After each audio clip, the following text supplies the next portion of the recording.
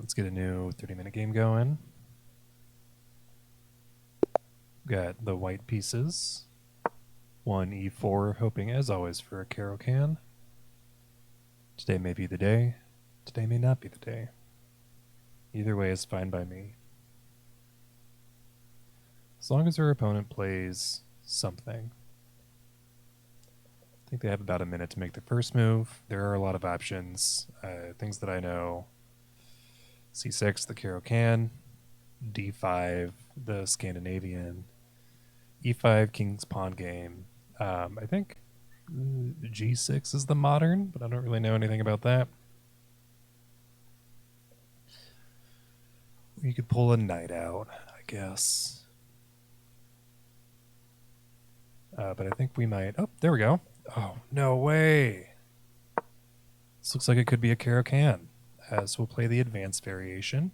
Opponent will likely get their light squared bishop out. No, so they go for the immediate c5. I think this is a strong move. And what I like to do here, I guess we could take, which I think is probably best. I think we take, yeah. Break up their center. We're expecting to lose this pawn. This is effectively a gambit pawn. They don't have any way to back it up right now. What I'm expecting to see is like bishop out to f5, e6, and then their bishop can come out to c5 and recapture the pawn.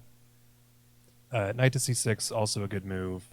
Hitting our pawn here, but I think we will need to defend, perhaps with g3, perhaps with bishop to f4.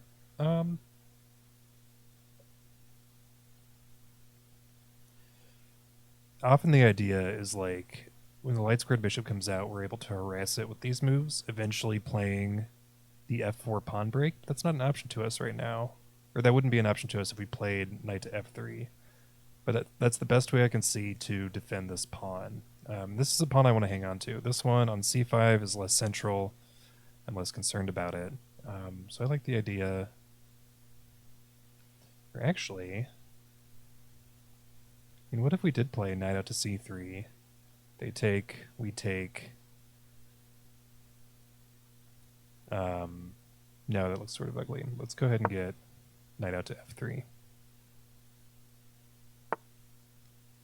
Light squared bishop comes out, pinning our knight to our queen. Great move. I think we can move our light squared bishop out similarly. I would love to harass this bishop, perhaps with h3 and then g4, but we might need to hold off on that for the time being. Another thing that I wanted to do is look at checks. Oh, they take immediately. All right.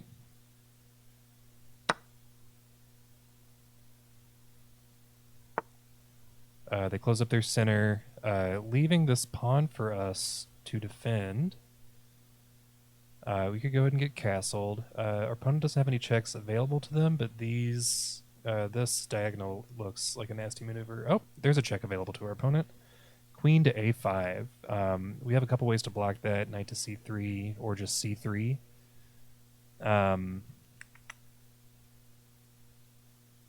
Do we want to defend this piece first? Do we want to get our bishop out to f4? I think we might. Or we could play queen to e2. That would be another way to defend this piece, especially since this d5 pawn has now been reinforced. So, queen to e2, reinforcing this e5 pawn that we want to hang on to. And then we can get castled. This also opens up this diagonal for us to attack on if we so desire. But I want to hang on to that for the time being. We'll get castled, maybe move our rook out to e1. And then see what our opponent has to say about the caro-kann. I think bishop takes on c5 looks like a good move here. We potentially have bishop out to e3 in response. Yeah. Or we could get castled first. I like the idea of getting castled first because this is looking more and more dangerous to me. And if we pull our knight out, or pull our bishop out, they could take, we take back, and then we have sort of fewer options to defend. So let's get castled. Get our king to safety. And then we can start to look at more aggressive attacking options. I like the idea of bishop out here. If they take, we can take with our pawn, opening up the f-file for attacking. This is a common idea in the fantasy variant of the caro-kann, which is typically e4, d4, f3 to reinforce this pawn on e4, and they take, we take. Opening up the f-file, you're making it semi-open for attacking purposes. So that could be exciting. I like the idea of trading off our dark squared bishops too. Although actually, nope, that works for us. So if we bring our dark squared bishop out here, it leaves the e5 pawn hanging, but if they take it, then we simply take their dark squared bishop. Or I guess at the end of that line, we have bishop out, they take, we take back, and then this pawn is still hanging. And I do want to hang on to that e5 pawn. It's, I think, gonna cause problems for our opponent. They get their knight out, perhaps preparing to castle. We could get our knight out like this to b3 to hit their bishop. Doesn't look incredible. It looks like a lot of moves. I don't mind this idea of threatening their bishop. I think they still do have to take. And then we open up this very dangerous f-file for attacking. So let's do that. Maybe c takes. Or they might play b6, which isn't a bad idea. I sort of like that for our opponent.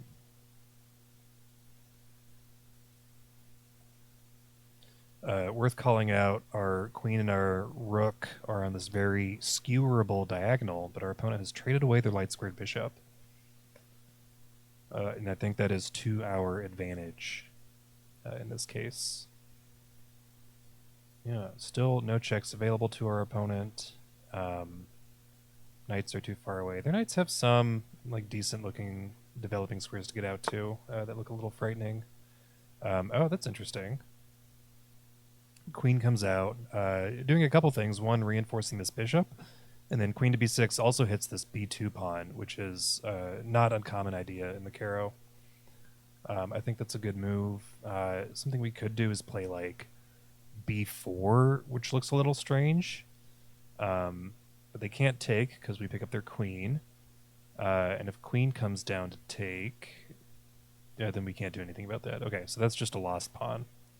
If we play b4, we could play b3, somewhat weakening our queen side, but not giving our opponent the opportunity to sort of come in here and root around in our pieces.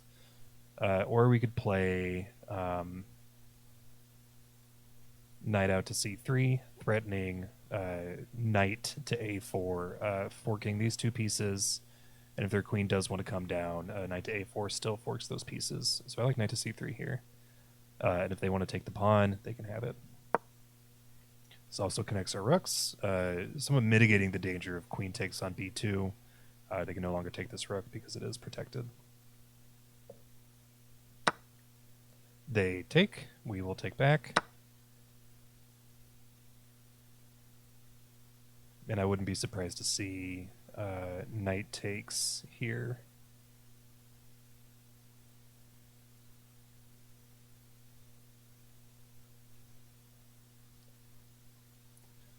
And now we have this very nasty looking bishop to h5 supported by a rook here. They take, all right, hitting our light squared bishop. I think that's important to call out. I don't want to leave this hanging. So I do like the idea of bishop out to h5. I'm going to take a moment and look at other checks available to our opponent, just in case. They do have knight to f3 check, which we have a couple options to take back. So that square is well defended. Queen takes on e3 check. This square is well defended, as long as our queen remains guarding this pawn, which may not be the case forever. Then any checks available to us, just queen to b5 check, but that I guess it doesn't lose our queen because our knight is guarding that square.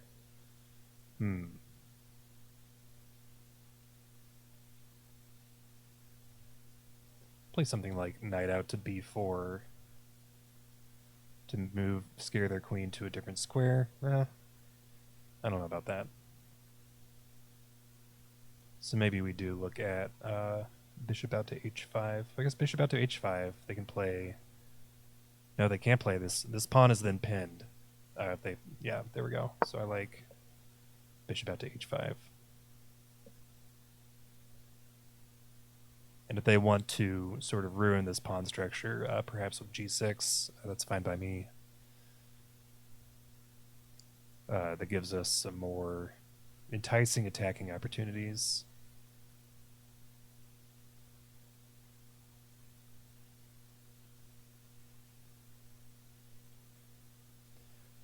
We also have this idea of queen to f2. If we can get this knight out of the way, which is guarding the f7 square, that looks very dangerous.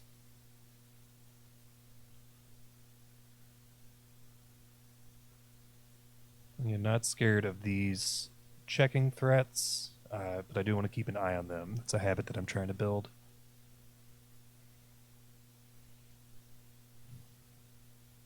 If they want to long castle, then we take this pawn for free. And if they take, we take back, and then we have a rook on the 7th rank, which is very, very dangerous. They move a knight out. That looks like a good move. Developing a piece.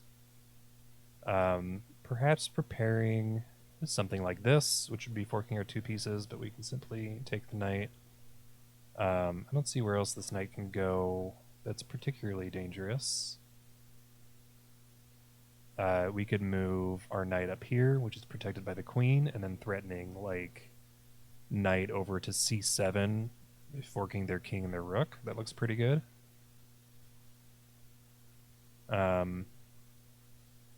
Also, I guess this is an option. If we play up here, queen takes, knight takes, then we're threatening that anyways.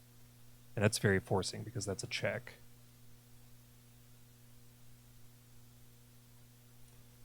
But I like, we could play our knight out to b5. We could also get our other rook into the game on perhaps d1 or e1.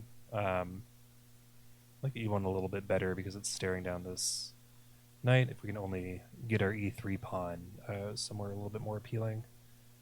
We could also move our king over to h1 to break this pin, and then be allowed to push that pawn.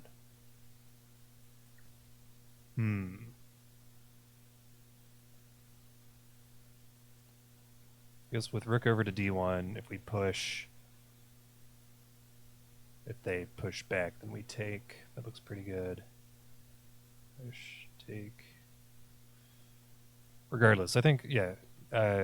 So king to h1 looks pretty good. Knight to b5 looks sort of like a one-move threat. I don't think that's really threatening anything substantial, so I'm going to hold off on that for a little bit. So let's get our king out of the way.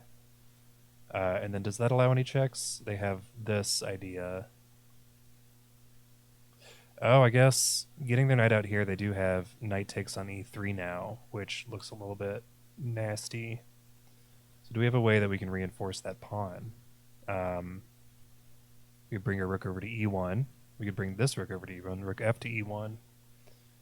So if they take, we take, and they can't take back. So then we have a rook getting that square as well. Yeah, let's get our rook over to e1 first. And then move our king over to h1.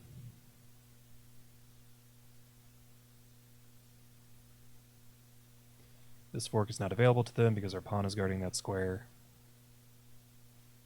We have 2 defenders on this piece, and they have 2 attackers, so they cannot take it right now. Wouldn't be surprised to see queen takes b2, in which case we have knight to a4. Okay, they play knight to c4. Very interesting. Perhaps, yeah, guarding this b2 square.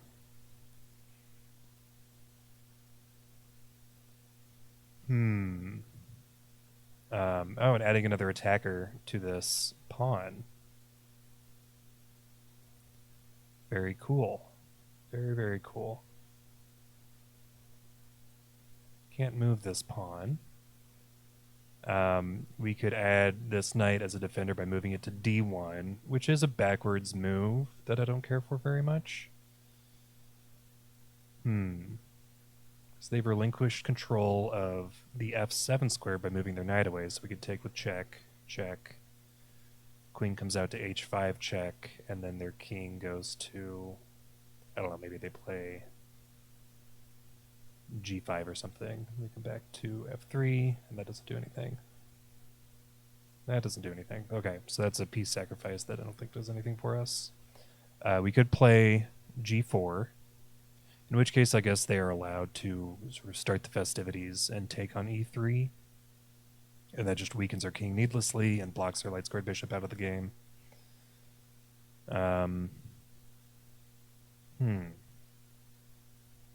We do anything about this pawn. We could also just give up the pawn, say like move our king out of the way. If they take, we can be fine just to let them have the pawn.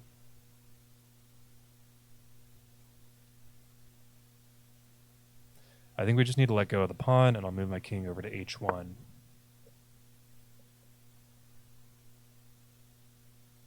So this puts them up 2 pawns now, so very well played by our opponent. And depending on which knight they move, this idea of queen to b5 is looking more and more appealing. So if they move this knight out, we have queen to b5 check, potentially a queen trade there. I think getting the queens off the board might be a good idea here. They've got a command and control of the center. They haven't castled yet, so maybe taking advantage of their somewhat exposed king looks like a good idea.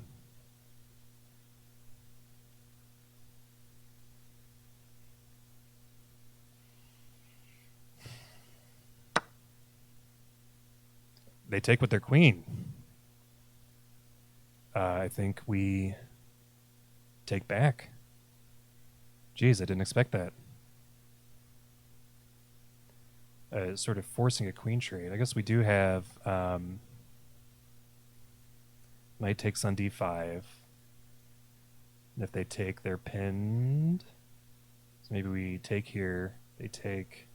No, whatever knight they take back with, they'll be guarding this d5 square so they can take back with the knight. They have that really nice outpost for the knight. We could take here anyways. Potentially pinning their knight. Yeah, what if we hop out here? They take. Then we can safely queen trade. Because then that pins their knight to their king. Ugh. Sort of a tough position to be in. I do like the idea of making them initiate the queen trade. So what if we can move out to b5 maybe? And then threaten c5? So if they want to do the queen trade, that's fine. Yeah, let's do that. Make them do the queen trade. And then do we have any like forkable pieces? I don't think so. They can't come down like this. Okay.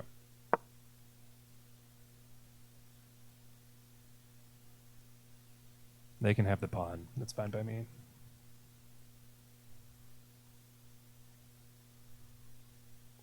If they want to trade queens, I'll let them.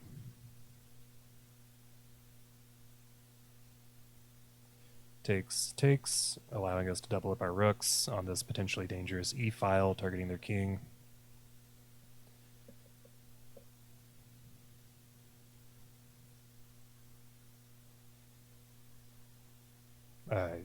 We do not have to start this trading party.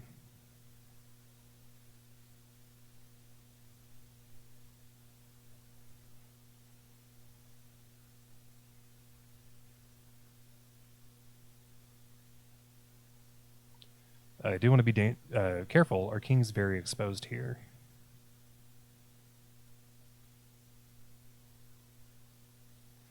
Let's see, but I don't think they have any useful checks available. Knight to g3 loses the knight. Obviously, queen down to g1 loses the queen, and they can't get their other knights into the game in time. So I think if they had their rooks in the game, I think this would be a very different situation. The castle, good move from our opponent. We could potentially come out here and make some threats. So we could also take this knight. Oh, that's interesting. Yeah, what if we just took this knight? Then we have this discovered attack on their queen. Or wait, we take a knight, they take. We take a queen, they take. So we trade a knight and a rook for a knight and a queen. So that's no good. That's no good. If we play our knight out here, that doesn't work for us.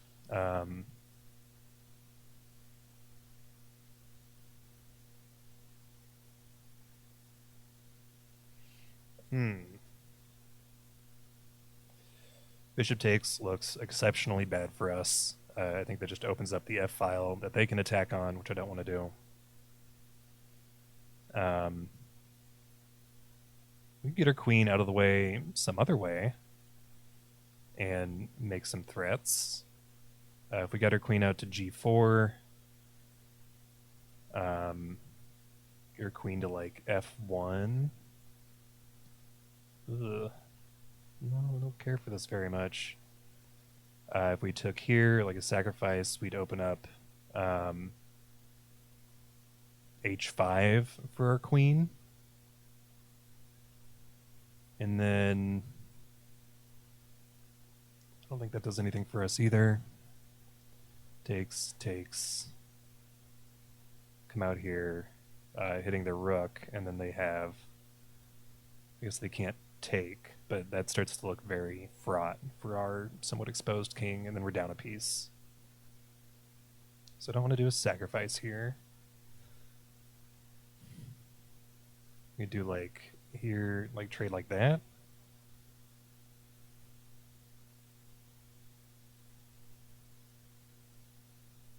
Or if we could get this knight out of the picture, this knight on f5, then we can do our idea of queen takes, pawn takes, rook takes. So what if we move our bishop back? It's sort of a one-move threat. I don't love that. We could come out here. They take... No, then we're sacrificing. That's an even trade, which isn't good for us. Come out here. They come out here.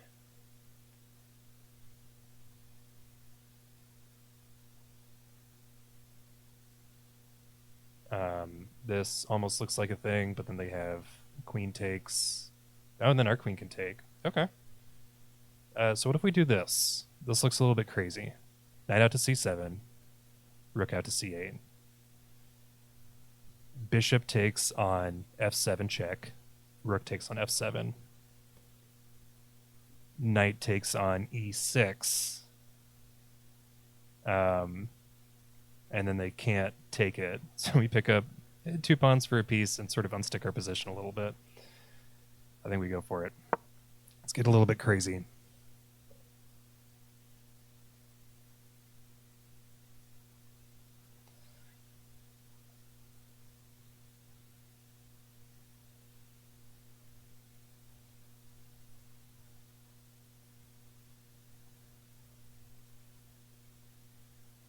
And then if we get our knight out here and our queen over here, are we threatening anything? No, but if we get our queen to g4, then we're threatening checkmate on g7, and then we have this discovered attack on their queen.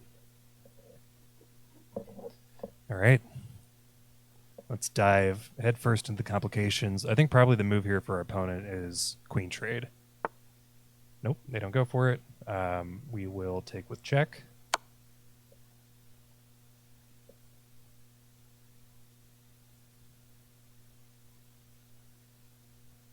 Expecting to see rook to f7. We have knight takes on e6.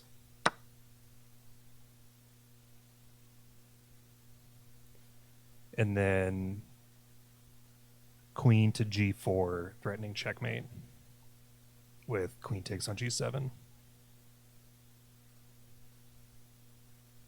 And if they have, I guess they have, like, they take the queen. Okay. I think that's the right move from our opponent. That's a shame. That's a shame. Okay.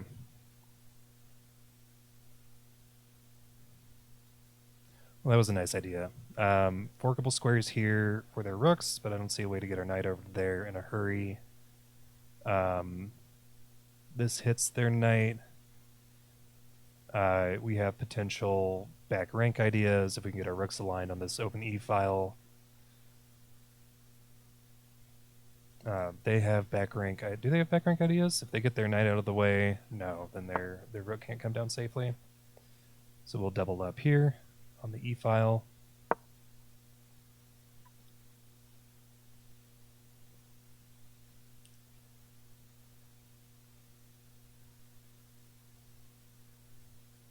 Still a forkable square.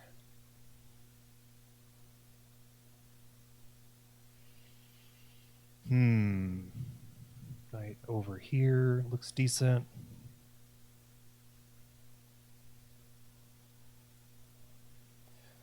That was a little bit of a letdown. I thought that was a strong idea. And we have unstuck ourselves out of this position a little bit. Like, it's a little bit better.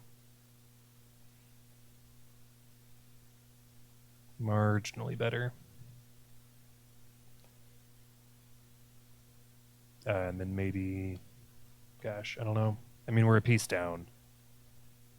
Pawns are even.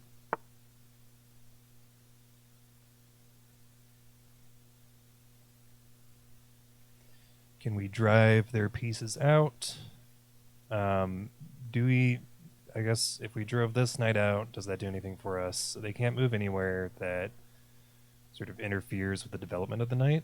Could also move a knight over here. Let's play maybe b3 to scare this knight off, get it away. Well, I'm not actually super worried about that knight. What about g4? Scare this knight away. Does that do anything for us?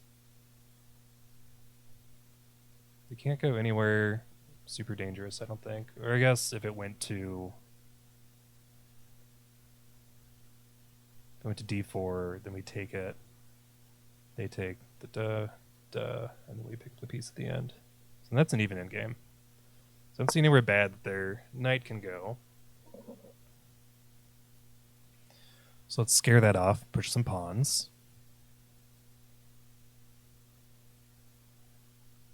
I think I'm out to d4. I think we win that exchange.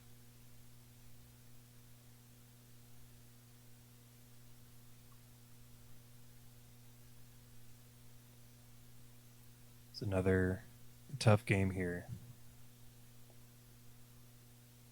I don't think I played this super well. I was so excited for the caro-kann, and then I dropped the ball a little bit.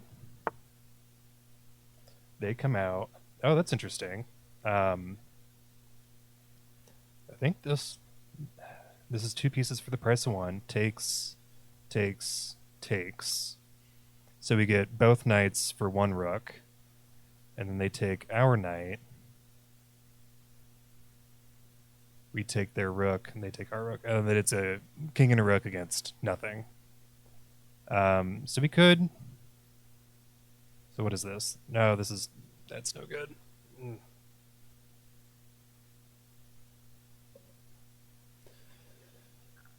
We could get our knight out of the way. That loses the knight. Make another threat here. I think another threat here, b3, looks decent.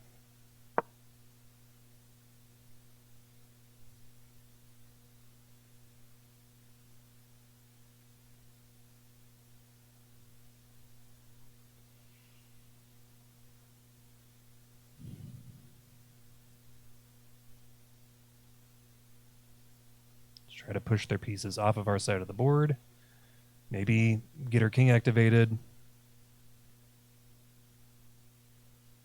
But down a piece, our opponent is playing very well. I don't see this going well for us. That's all right. I guess if we scare this knight off, where does it go? It doesn't go anywhere that can defend this other knight. So we do pick up this knight, potentially. Or they just drive forward with takes here, and that looks bad.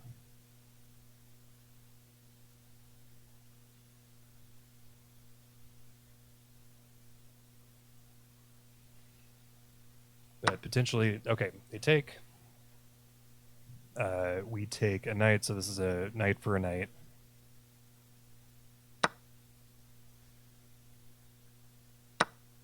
They take back, okay, and then we can't. If we take, we lose that exchange, right?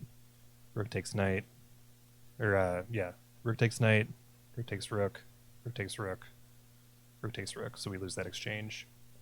We can get our king involved. The knight can't move anywhere that can check the king. So I think we get our king involved in the mix. Add another defender. Their knight is effectively pinned, so if they move it out of the way, they take with check. Okay. Sort of fork their two pieces. So I get takes. Oh, geez. Oh, here we go. So what if we take here? No, that's a rook for a knight. That's no good. If we move here, they can take. Oh gosh. We move here, they can.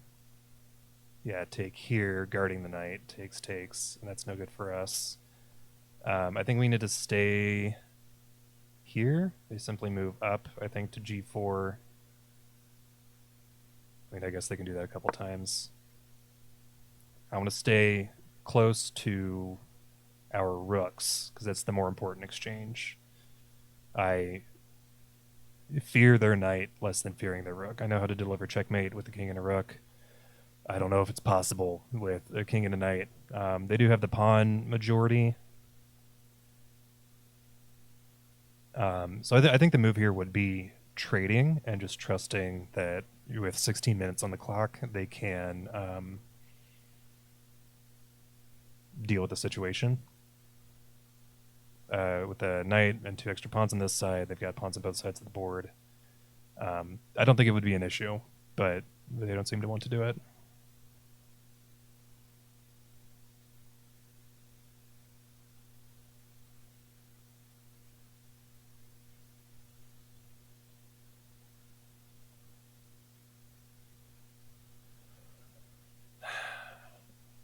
Yeah, I think they just need to make the trade, because the alternative is like check, takes, check, or not takes, but like just wiggling my king back and forth. Knight goes to and from g4, king goes to and from f3. Potentially drawing the game, which I don't think benefits either of us. I wouldn't gain any elo. But if they want to, okay, there we go. They take, we take back. They take, we take back. Okay, here we go. So proceeding carefully. They get their knight out of danger, which I think is a good move. Let's see if we can win one of these pawns. We'll motor our king around the board.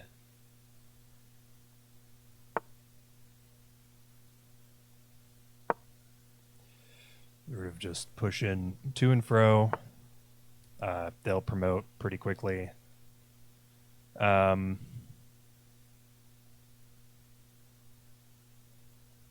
Yeah, I think we just gotta take the piece.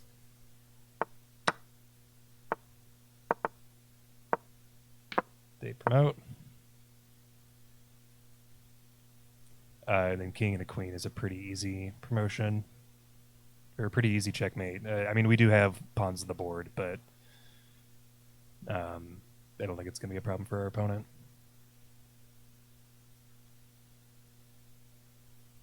They played very well thus far. So I think the move, what I would do is just like get the knight out of the way, sacrifice these pieces, They could even like, I don't know, push like queen takes here, king takes queen. Just make it super easy for us to. Oh, that's exciting. So they're going to try to checkmate us a little bit more effectively, which I think is probably the prudent move. Oh no, they're just going to push their pawn.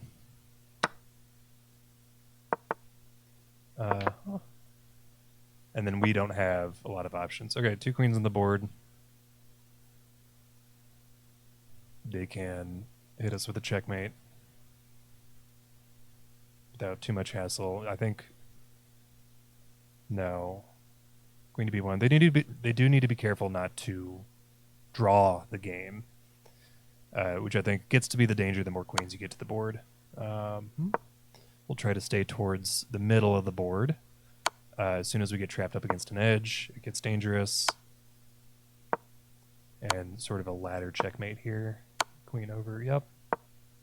Queen, maybe, okay. Hopefully we can rip through this pretty quickly. Come on. We're almost there. Queen up, or I guess queen over to g2, yep. And then queen over here is checkmate. There we go.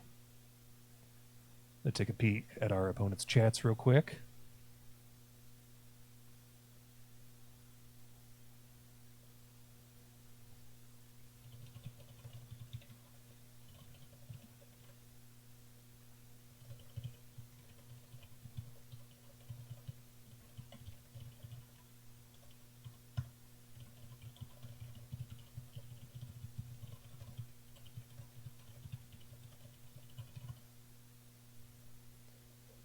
Complimenting our opponent on a caro-kann well played.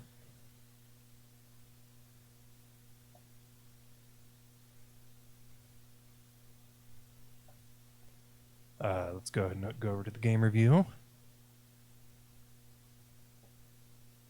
Switch to the analysis board. I guess I've already reviewed a game today. See if we can figure out where it all went wrong. I like the advanced variation. Takes, I think, is the best move here. Although the engine is also recommending knight to f3 for a slight advantage. Knight comes out, I think, is a good move.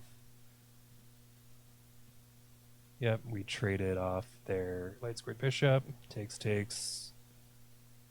E6, closing up, now showing a slight advantage for black. Queen. They're saying c4 is the best move here, and I'm going to check and see. Yeah. That's interesting. Immediately contesting their center. If they come out like this, I guess we can trade. Whoops. Such an interesting c4 in this position. I wouldn't have considered. We castle. Already showing a slight edge for black. Queen comes out. Knight comes out. Takes. More than a slight advantage for black. I think I overestimated the value of our open or semi-open f-file in this position. They pick up that pawn. Let's see. Yeah.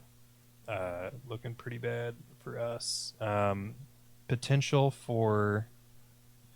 Oh, I had queen to g4 here, opening up an attack on their queen. I didn't see that. I saw that, I think, a little bit too late. Here threatening that fork, they castle.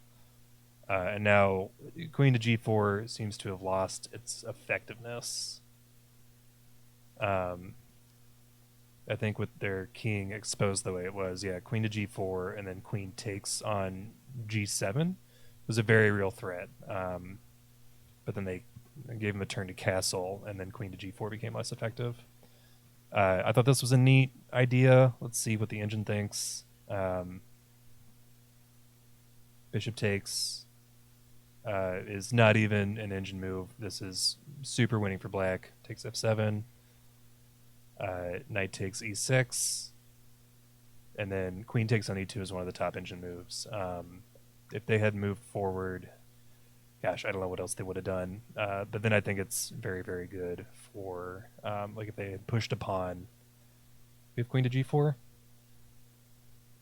They have queen to h6, protecting that square. Okay, so they had defenses against this. This attack was not as good as I thought it was. Shucks. They take, we take back, and this is just crushing for black. We've sacrificed a piece.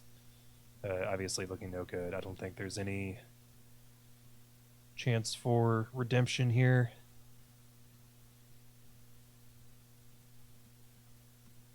Opponent played very well. Yeah.